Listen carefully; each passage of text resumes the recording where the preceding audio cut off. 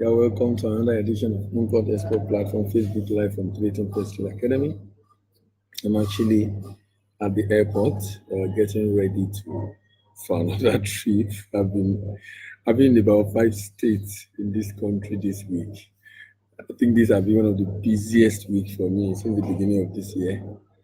But it's good to go around and talk to different people in different parts of the country about what Nigeria have in terms of export that we really have not explored.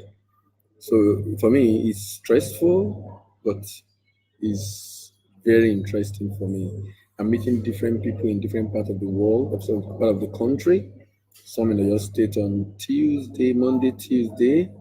I met some also in Aba on Wednesday, Thursday, and I'm meeting some in Port Harcourt. Rivers, I've been from Lagos to Oyo State to Imo State to Abia State to River State and back to Lagos. A very interesting one for me and a bit challenging actually, but I mean, what do we do?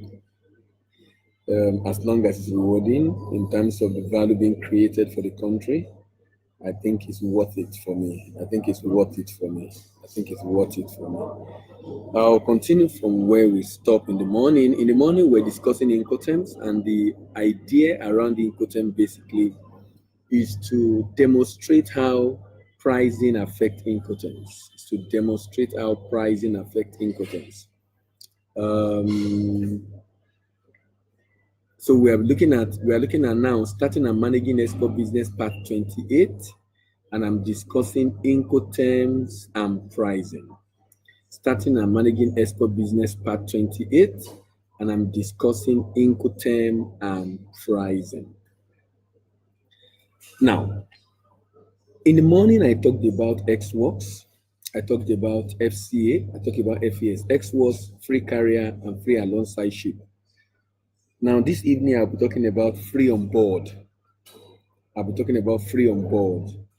Free on board is an Incoterms, and just like other Incoterms, it also contributes its own cost to pricing of any product you are shipping out of Nigeria. Now, I was making an analogy in the morning that if I'm in Surulere, for example, and I produce a product in Surulere and I want to ship it out, so this particular Incoterm now is monomodal, it's not multimodal like the others. The other are, we've looked at two multimodal today. We've looked at X-Works in the morning, we looked at free carrier in the morning. X was the risk of the exporter and cost end in his warehouse. Free carrier, the risk and cost of the exporter ends when it delivered it to the airline terminal. And I was giving an analogy: if I'm shipping to UAE and I'm using Emirates, I deliver it to the Emirates terminal somewhere at the airport. Then free alongside ship, that's a monomodal. It goes by sea. I'm delivering the goods to a ship side where I'm overlooking the vessel ahead of me. And for FOB is free on board. I will not be overlooking the vessel. I'll be dropping the good on the vessel. So my risk end when the good is on board the vessel at the port of loading.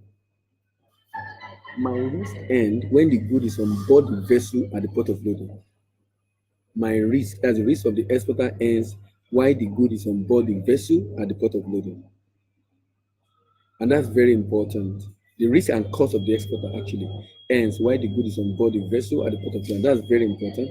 That's very important in the sense that the risk and cost of the exporter is the major definition of every Incoterms.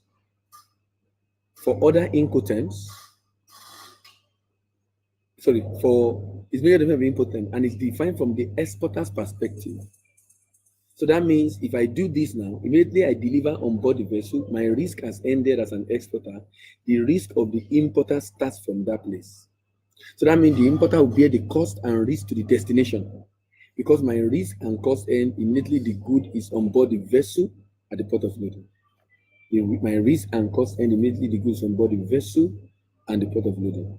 Now, the next Incoterm is CFR, and there is a very interesting correlation between FOB and CFR. There's a very, very interesting correlation between FOB, CFR, and CIF actually. There's a very interesting correlation between FOB, CFR, and CIF. What's the correlation? FOB, CFR, and CIF their risk end at the same point. Their risk end at the same point. What exactly does that mean? The risk and cost, the risk of FOB, CFR, and CIF. Remember, FOB is free on board, CFR is cost and freight, CIF is cost, insurance, and freight. The risk and cost of the exporter ends in FOB on board the vessel, but for freight, CFR, and CIF, the risk and cost of the exporter ends. So the risk of the exporter ends while the good is on board the vessel, but the importer bear the cost to the destination. The risk of the exporter ends while the good is on board the vessel, but the cost of the exporter is set to the destination. That means, unlike FOB, where the risk of the exporter ends on board the vessel and the cost of the exporter ends on board the vessel, for CFR and CIF, the risk of the exporter ends on board the vessel, but the cost, what are the costs now? Transport costs, freight charge. Transport cost to destination under CFR is only the cost of transport, the cost being borne is freight charge.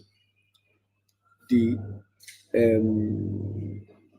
insurance and transport cost to destination will be borne by importer under CIF. Under FOB, only the cost of transport alone will be borne by the importer. Anoro is asking a question. Shipping terms is FOB. What is the Incoterm code for when a buyer issue a check?